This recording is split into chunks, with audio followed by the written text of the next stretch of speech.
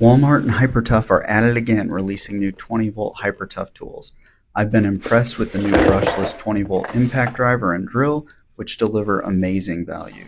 They have a new hydraulic impact driver for $65. If this tool delivers, it should easily be the most comfortable everyday driving tool for less than $100, maybe even $200.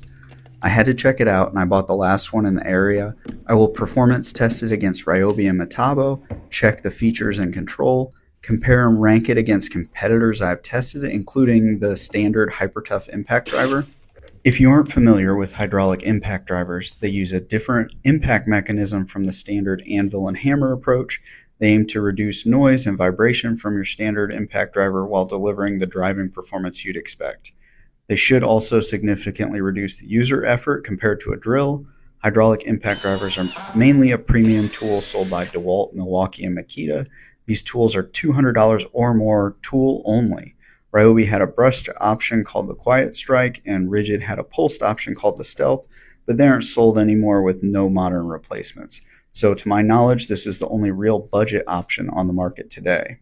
Aside from the hydraulic mechanism, Hypertough has added some great features to their standard impact driver, like 3 speeds plus automatic mode and a ring light. Well, just kidding. I definitely thought they added a ring light up front when ordering online, but clearly it's just a trim piece with the light on the bottom. Before breaking down all the specs and details, let's check the driving performance and comfort. I'll compare to two of my favorite impact drivers, the 4-mode Ryobi Gen 1 and the Metabo HPT. The Metabo is $120 in a kit, but can be bought with a drill for $170 or even $110 on sale. Ryobi doesn't like to package the 4 modes in a kit and is $120 tool only, but can be found on sale through Amazon for less than $100. Standard impact drivers are 1,500 to 2,500 inch-pounds of torque, and this hydraulic is much lower on the spec at 531 inch-pounds, so it could be in trouble here with this lag bolt. Up first is Ryobi.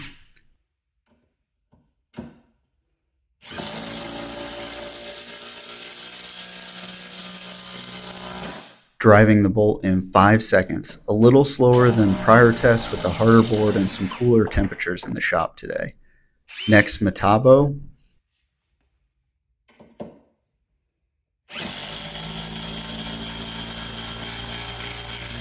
It drives it in 4.4 seconds, consistently faster than Ryobi despite its smaller size and lower torque rating. All with full batteries on speed 3, the Hypertough hydraulic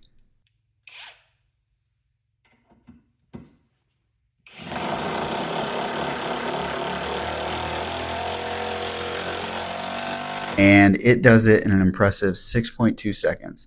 I really thought it would be worse based on the torque rating, but that is quite good. While clearly quieter, it disappointingly feels similar on the hand with hard impacts.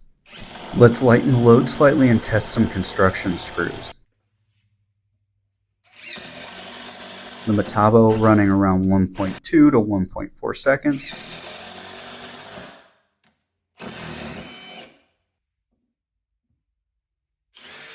Then the Ryobi running 1.5 to 1.7 seconds.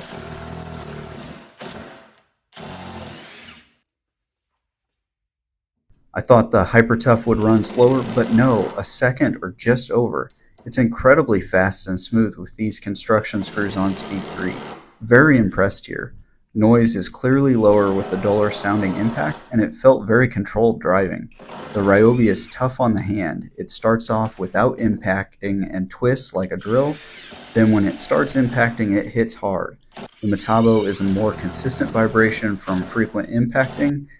The Hypertough feels like dull, slow impacts, but the screws are buried in no time. Trying to put some data to the noise reduction, I used a basic cell phone noise app, which has worked well for me in the past. The Metabo and Ryobi recording in the mid-85s, but then the Hypertough hitting the high 80s despite clearly sounding quieter. Maybe it's a frequency thing or just the app not working properly. I typically wear my 3M work tunes when doing these tests and using an impact for an extended time in my shop. The hydraulic is noticeably nicer, but it's still loud. I can see where if you were working with someone, this would be an advantage, but if you're a lone wolf, probably just best to wear ear protection anyway. For construction screws, I also quickly compared to a drill. The drill is quieter with only really electric motor noise. It goes fast and has a clutch, but it does torque the wrists and arms more from the twisting. It gets the job done and quieter, but if you have a lot to do, an impact driver is going to be less taxing, and a hydraulic is going to be the best. Now let's get on to the specs, features, and build quality differences. On length, the Hypertough is clearly shorter than the Ryobi, measuring very close to the Metabo at roughly 4 3/4 inches, while the Ryobi and even the standard Hypertough impact driver are 5.5 inches long, a nice length reduction over the standard impact driver. On weight, the standard Hypertough is 3 pounds and the hydraulic is basically the same, 3 pounds 1 ounces. Metabo weighing in under those at 2 pounds 13 ounces and the Ryobi over at 3 pounds 4 ounces. For the build quality, Hypertough is clearly bare bones. The charger is a slow charger dongle, the overmolding is comfortable, the fit on the battery isn't great, and the collet has some issues. It fits good with a little up and down slot, but it has a lot of play front to back. I know there are JIS bits, but this feels just broken or wrong, not just slop from a tool expecting a JIS bit. I hope this isn't just an issue on my tool. The outer part of the collet also wobbles, probably from poor tolerances or build quality. Onto the trigger. Aside from expecting poor low-speed control based on the standard impact driver test, this trigger build quality is bad. It feels sticky from plastic interference similar to the battery. So let's test that in more detail and see if multiple speeds can make up for the trigger issues. On low speed, the tool is moving very fast at the lowest engagement I can get from the trigger. It also seems inconsistent. Let's test it with some small drywalls, and on speed 1, the tool doesn't really have enough power to drive this screw slowly. Pretty odd. On speed 2, it feels comfortable but slightly slow, and on speed 3, it's fast but tough to control. Not something that matters on basic construction stuff, but for more detailed woodworking, it would be a challenge to use speed 3 and not risk blowing out screws. Another little Hypertough screw up. If you try to change speeds without pulling the trigger, it just flashes at you. Not a big deal as long as you know you didn't change anything. Metabo doesn't have speeds, but it has a great trigger. I can use full speed until I'm close, let off the trigger, and engage it properly to bury the head just how I want it. This Metabo proves that these selectable speeds are really unnecessary if you have a great trigger. Unfortunately, multiple speeds probably just looks better on a box and a spec sheet for companies. The Ryobi has a bit of a spongy trigger. Speed 3 is too fast, speed 2 is good, and speed 1 is slow, but it does continue to drive, unlike the Hypertough. The Ryobi's issue is that it doesn't start impacting early enough. Probably the combination of low IPM and heavy hammer to make better max torque numbers. Also surprisingly, the Hypertough didn't feel much more comfortable testing these small screws either. So clearly the construction screw is the performance wheelhouse for this tool for driving speed and comfort, which is a good thing. This tool is optimized for that construction screw and probably deck screw builds, and it still does a pretty good job on heavier torque and lighter torque work. Well, let's check max torque capability for removing lug nuts.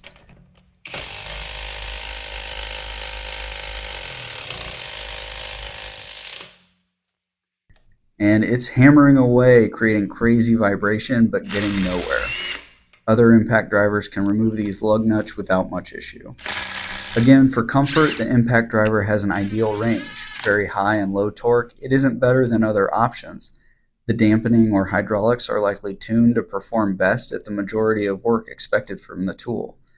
Is it the most comfortable impact driver for under $100? I sure think so. It has its issues, specifically the collet and trigger, but driving construction screws, deck screws, and lots of other medium torque tasks, it performs very well. It's going to struggle with control for more detailed work and also heavy torque work like lug nuts or light automotive disassembly. Would I recommend it over the standard Hypertough impact driver? I definitely would, assuming this collet is a one-off issue on my tool. For the extra $10 in price, you get speeds to help with control, a shorter tool, and more comfortable for most tasks. I would only recommend the standard impact driver if you are planning to use it for light automotive teardown work where you will need that max torque. Is it fair to compare other hydraulic impact drivers that cost $200 or more to this tool? No, it's not. You could buy 3 of the Hypertough for 1 Milwaukee or DeWalt. Those should be nicer, smoother, and faster, but they're obviously a lot more expensive and geared directly towards professionals.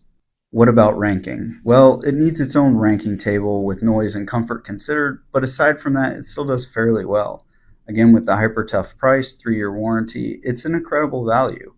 I do continue to want more. Take the bare bones of this tool, improve the trigger, move the lighting up to the top of the tool with a ring light or a 3-beam light, add a 2 to 3 amp hour tabless battery option because I'm getting greedy, and a reasonable charger. Call it Hypertough Pro and watch them fly off the shelves. It's going to continue to be interesting to see where Walmart takes this Hypertough cordless tool line in the future. I really enjoyed testing out this tool. It's my first time trying a hydraulic impact, and I have fun checking it out. Thanks for watching, and as always, I hope this information was helpful. Please like, subscribe, or check out one of my other videos like the standard brushless Hypertough impact driver test or the Gen 2 Ryobi impact driver test.